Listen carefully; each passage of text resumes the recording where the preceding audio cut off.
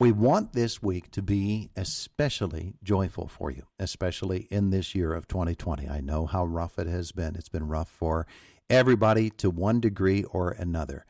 Well, our conversation with Jerry Overman Jr. is actually aimed at helping you to do that, to find the joy in this week, even as we give to you a very serious warning as well. It's brought to you by Marcus & Mack, a law firm representing injured people. Jerry, good morning. Good morning, Todd. How are you today? Wonderful, and it's good to have you with us here today. We had you on with Dr. Ralph May and Tom Stutzman from Indiana County Emergency Management last week, and we thought it would be a really good idea to bring you back today because this is a week of celebration for a lot of people, and as the week goes on, it's going to get more and more focused upon the celebrations. But this year, those celebrations come with a warning, don't they? They sure do. They sure do. With this coronavirus going around, there needs to be a big warning to people to make sure they stay safe.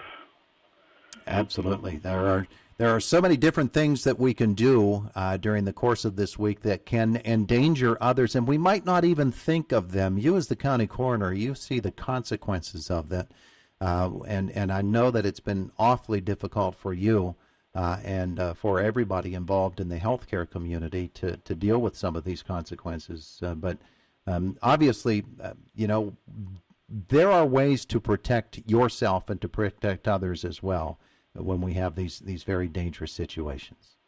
There sure is. To be honest, we've seen an uptick in people dying that's coming from private residents, going into the hospital or in a nursing home. Early in the year, it was nursing homes were being affected. Now we're seeing, since Thanksgiving, a major uptick in the deaths related to people in their private homes. Contributed to, at this point, when you look at the time span, contributed probably most likely Thanksgiving visitations that people had. This year so far, over 25% of the deaths that I've had to investigate has been contributed to the COVID virus. Over the last couple months, we're looking at about 60 deaths that contributed to the COVID virus.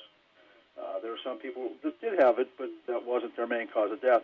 I've been looking at every one of these. I've been finding out where these people are coming from, and like I said, a lot of these are coming from private residents, which we know are, again, from Thanksgiving visitation. So some of my thing is if you really feel you have to go visit somebody at Christmas and New Year's, you need to make sure you try to keep your social distance with those people, and you also need to make sure that you have face protected on, in a way of a mask for all parties. I think that would, help bring this down some. I mean, I'm not an expert in COVID at this point, but I'm getting close to it. But that would sure help this, And I know a lot of people are not going to want to hear stay home, but that would be the best way, especially for your, elderly parents or grandparents, to, if you want to visit them, maybe visit them through a window. Have them inside to keep them safe. Nobody wants to transmit this virus to their grandparents or their parents and they die from it. That's not what people want to do, and I know that. So I'm asking people to try to do what they can to help bring these numbers down. Absolutely. Needs to be done. Jerry, I want to thank you. I know that you're a very busy man, and we appreciate you taking a few minutes out of your day to come visit with us. That's a very, very important topic, and we're happy to pass that message along. I appreciate it, Todd. Have a great week anyway. And you too. You too. Merry Christmas to them, and happy holidays to everybody. There you go. All That's one we can all join in. It is the voice of Indiana County, WCCS 101.1 FM and AM 1160.